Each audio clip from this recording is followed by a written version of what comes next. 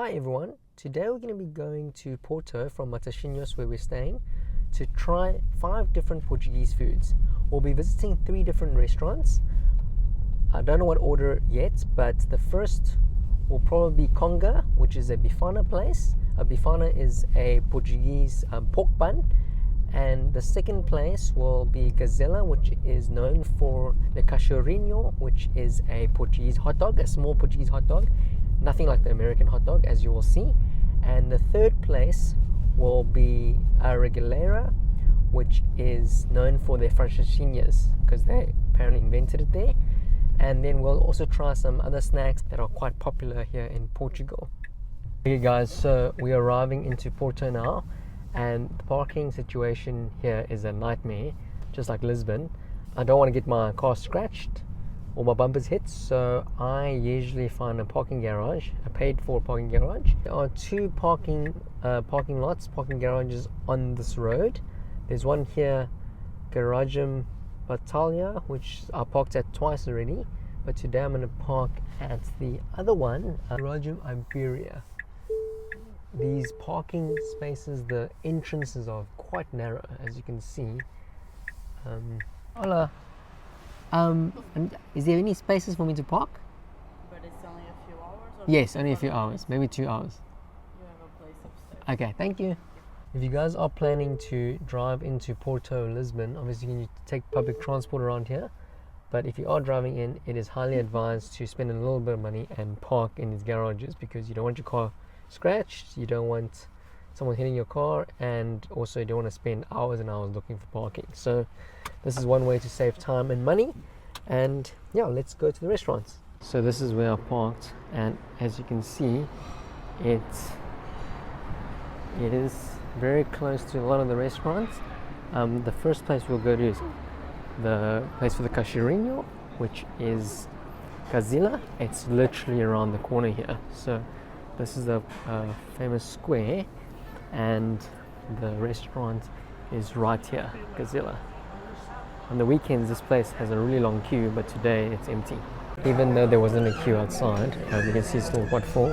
And we're going to try the traditional Cachorrinho here. I see they have all the other dishes like the Francesinhas, but we're going to try that at the other place, and we'll probably have something to drink as well.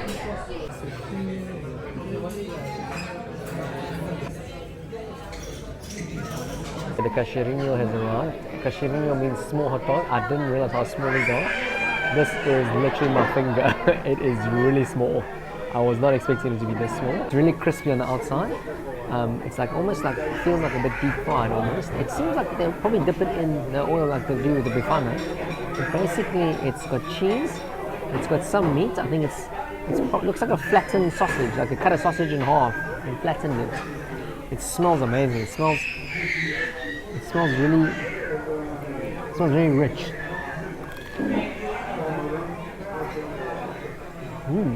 Pretty good. It does taste like a sausage. Sort of smoked sausage taste. Bread is very crispy. Looks like they actually deep fry the bread, as far as I can tell. No, it tastes very fresh, but it is quite heavy. Like I can see why it's so small. If you had a big one like this would have been way too much, to be honest. So I think we're going to be having a lot of oily foods today. The cheese is very stringy, and yeah, it is actually, I can see why it's so small, because just these 2 small finger slices was a lot. It's very common for Portuguese people to drink alcohol when they have lunch, but I didn't feel like drinking alcohol now, mainly because I had to drive back home, and I have a very low tolerance. So I wanted to order a coffee because I don't like drinking soft drinks because of sugar. As you can see, I don't use sugar. But the normal coffees that I usually order is cafe lattes or galao or meia de leite in Portugal, but they only had basically bica, which is espresso here. And I don't drink espresso, and I've had a lot of coffee already today. I hope I am not buzzing by the time I drive home. Oh, it's strong.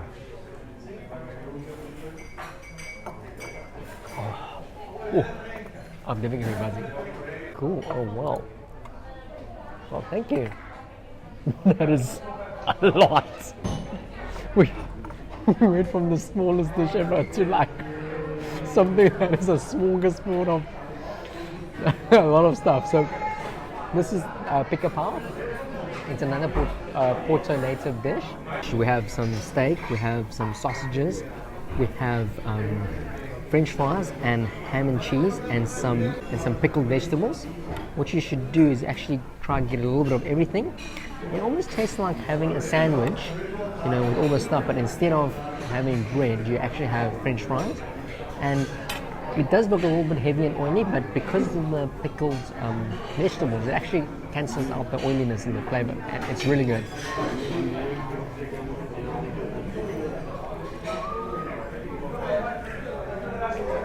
There's crunch from the pickles, a bit of sourness. It tastes exactly as it looks.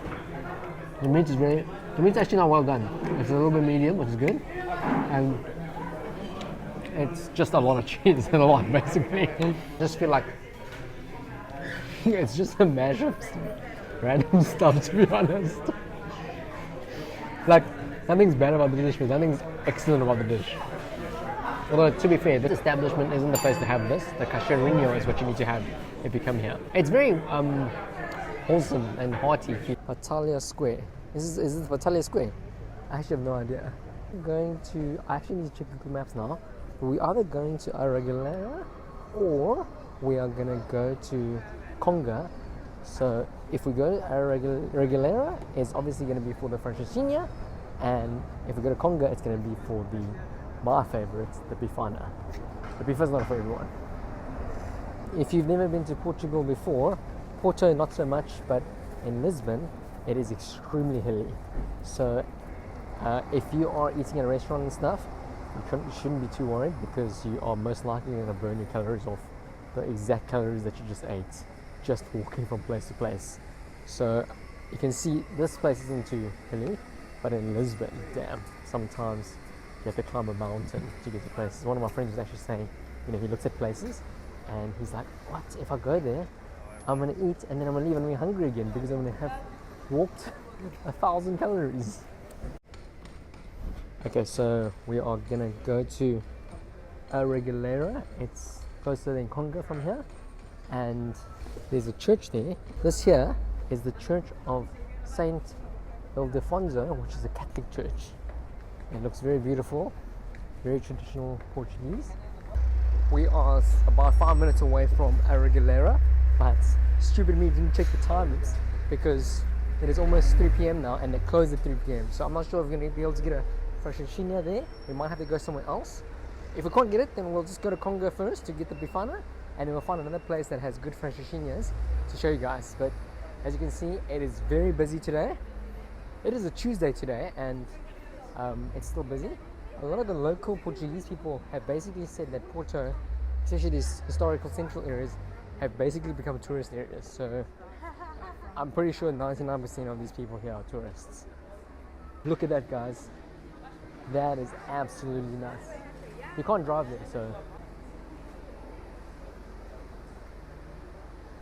as you can see, we're gonna go down there to eat 1,000 calories, but on the way back up we'll burn 1,000 calories. In Lisbon, this would be probably a medium hill, like not even near steep. Actually, it might be a light hill. This might be like a light hill. I don't think we're gonna make it in time. They're closing in 5 minutes, and it's over here. But if they're gonna close and I have to eat a Francesinha, I cannot eat it in 5 minutes. So we might come back tomorrow to film the Francesinha. So we might just have the Bifana today. This is the restaurant, A Regaleira. This is where they invented the Francesinha. It looks very nice, but we'll come back tomorrow because the kitchen's closing in 5 minutes. So yeah, at least now we know where it is.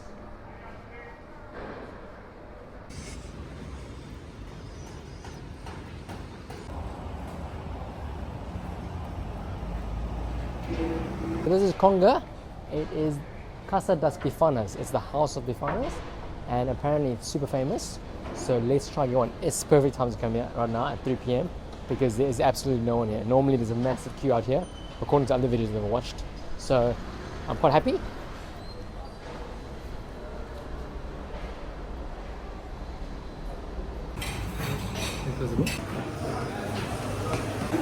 With cheese. I'm gonna try and burn so I can tell you guys what the regular one tastes like compared to the cheese. Okay, well, this is the first time I've had such a fully packed bifana. Usually the ones that I've had are much thinner, as in less meat. This looks indulgent. Okay, first up, I'm going to be trying the regular bifana with other cheese. This is the traditional style. It's basically some bread and some pork pieces that has kind of been like stewed in the spicy sauce, and then at the end they put the pork into the bread and then they dip the whole bread into the sauce. So you can see it's quite, half of it's quite wet and it's very oily. It seems to be a common theme. A lot of the foods are quite oily. And this one is quite spicy.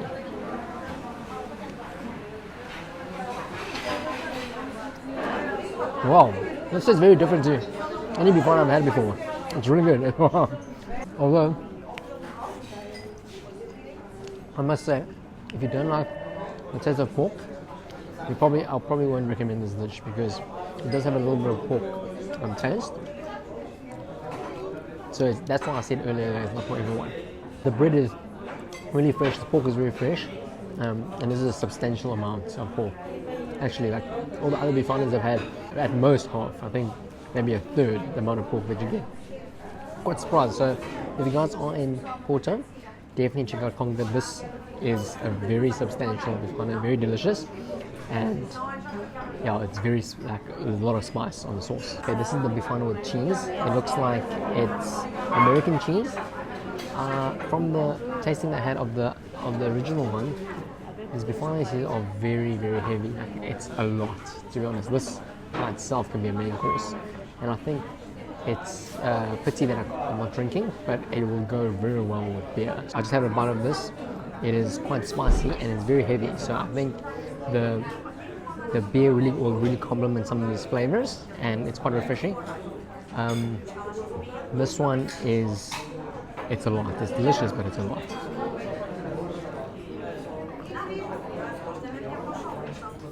When I choose the cheese one over the regular one, I think the flavor of the pork and the sauce is really overpowering. I don't really taste the cheese, to be honest.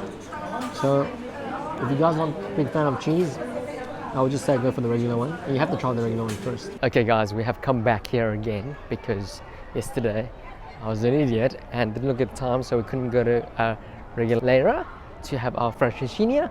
As you can see, the weather here today is beautiful. Apparently this is not very typical of Porto, and it's usually rainy and cold, but we have been super lucky, even though it is in January, to have this type of weather. Just today we're going to drive back to the Algarve, so I'm going to create another video for that. Be sure to subscribe and like this video if you like my content. And this is where the Francesinha was first invented. Apparently a French lady asked for a croque monsieur and they didn't know how to make it, so they either didn't know how to make it or they just added their own twist to it. But basically this is how the sandwich is born, and it has now been called Francesinha, which means little French lady, because a French lady asked for this dish. Cool, so we're going to try it out and I'll let you know. It looks really good. To be honest, much better than the previous two places I went to in terms of just like the vibe of the place. I think this is the new restaurant. They used to be based somewhere that is down the road from here, but the lease ended and they had to move out after, you know, a couple of decades. So this is their new location. They opened up not too long ago, I think 2 years ago. And yeah, it looks really nice. And let's go.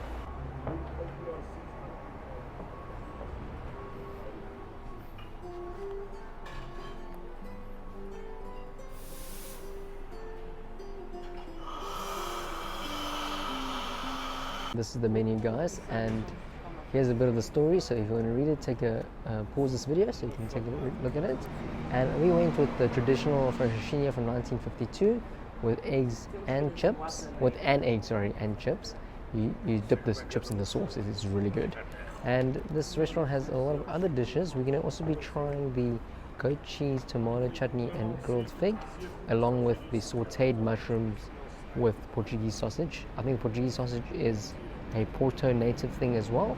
So yeah, it's a very relaxing atmosphere out here. We are sitting outside because of my dog, and as you can see, we're here on the streets. Very peaceful, beautiful day today. Okay guys, the Francesinha has arrived, As you can see, you can order it here without egg and without the French fries. But obviously, I wanted to get a taste of both. This actually is freshly fried crisps rather than traditional French fries. You usually dip this in the sauce of the Francesinha, and this sauce actually tastes a little bit different to the other ones that I've had. The other one I had was almost a little bit like a baked bean, spicy baked bean kind of tomato sauce. This one tastes closer to just regular gravy. This might have been what it was like originally, so it's really good as well. I did also like the other one. The other one I tried was at Bagas, which is along the promenade in Matosinhos, and that one seemed a little bit more contemporary because it had a soft poached egg. Usually it's a fried egg if you get it with egg, so I'm going to try it out now. So what a Francesinha is basically a croque monsieur, but with like 5 different types of meats, like sausage, steak, ham. Obviously every place makes it a little bit different. I need to investigate what the original one is as I'm trying it now. And it's in bread that is covered with cheese. Like inside here is actually a sandwich. So let me cut it open so you guys can take a look. So you can see that inside it's actually just a regular bread. This one doesn't seem very saucy at all, because normally it's drenched in sauce and the bread's actually very soggy, but this one seems like quite a dry bread as well. So there's some sausages, there's some steak pieces, and there's ham. And I have my egg on top over here. I need to move my egg so I can get some of that yolk juice. But let me give it a try and I'll let you guys know how it tastes. Gotta get everything in one go.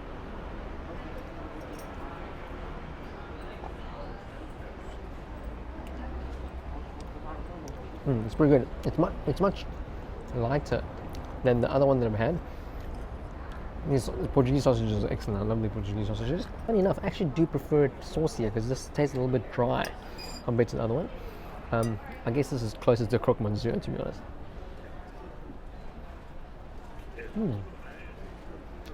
It's very nice. I definitely think it's worth trying if you are in Porto. The second dish we're trying is the sautéed mushrooms with Portuguese sausage. The Portuguese sausages, I think, are actually from the northern region of Portugal, so here in Porto sausages are very popular. This is a starter, and as you can see it's also a very big portion, so I do think that it's very reasonable here. I think I ate a piece of bread. The sausage tastes like bread. Okay, I'm cutting the sausage. This sausage is very soft. No, the sausage is very soft. The sausage tastes like bread, almost. It tastes like a savory bread. It tastes really good, but I actually do not get a hint of sausage. Like it like crumbs in your mouth, the way bread crumbs in your mouth. Mushrooms are pretty good. Very fresh. Everything's very fresh. Delicious. The final dish that we have here is goat's cheese with sautéed tomato and figs on top, and it's meant to be eaten with this bread. I'm going to try a small piece. If you like goat's cheese, it's obviously not for everyone. It's very thick and creamy. So if you've never tried it before, I'd highly recommend you at least try goat's cheese. I'm going to try it.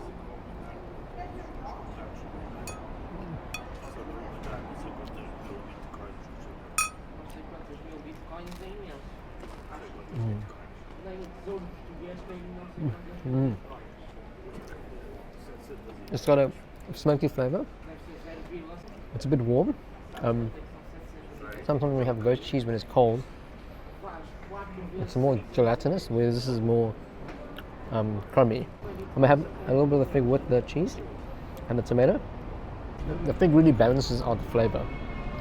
So if you just have the cheese by itself, it's quite sour and very creamy, very rich. The tomato adds an extra layer of tanginess to this sourness, but with the fig it almost cuts back a lot of the sourness and balances the flavor out. So you definitely have to have it with a bite of the fig. Cool. To wrap up my experience of the 3 different restaurants that we tried, Gazela, Conga and A Regaleira, I think I would go back to A Regaleira again, but I don't think I would return to Conga or Gazela, mainly because I felt that Conga and Gazela have become quite tourist traps. They were very full. I think the food was, I would say, mediocre. I can comment on the Bifana because I've had lots of Bifanas in Portugal at various different places, a lot of local places as well.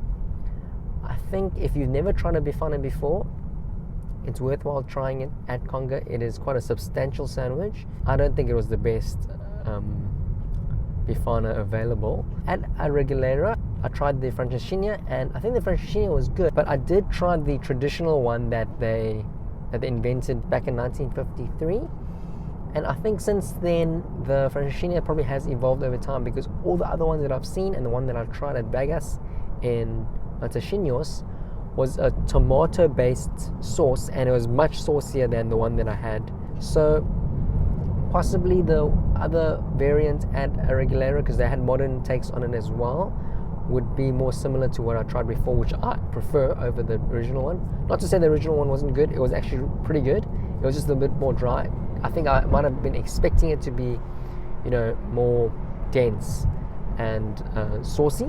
The experience at A Regaleira was definitely much nicer. It seemed like a much more modern restaurant. Obviously, it was their new premises, so I would go back there again. And the other dishes were excellent. When I was making this video, I realized that a lot of the places that I tried, I went on the recommendation of other YouTubers and restaurants that I found online, since we've never been to Porto before either. And it dawned on me that because I'm living here, I've had a lot of local Portuguese experiences already. So for me, it was easy for me to make comparisons of the places that I went to with the local places that I experienced prior to visiting. So if you guys would like to see more local style content, places that I try that's not necessarily very popular on the internet, please let me know. Otherwise, if there are popular places that you'd like me to try and make videos on about, I'm happy to do that. So let me know what you prefer, and as always, remember to hit the subscribe button for more content like this. And if you like this video, please smash the like button and leave a comment below. I really appreciate it, and we'll see you next time.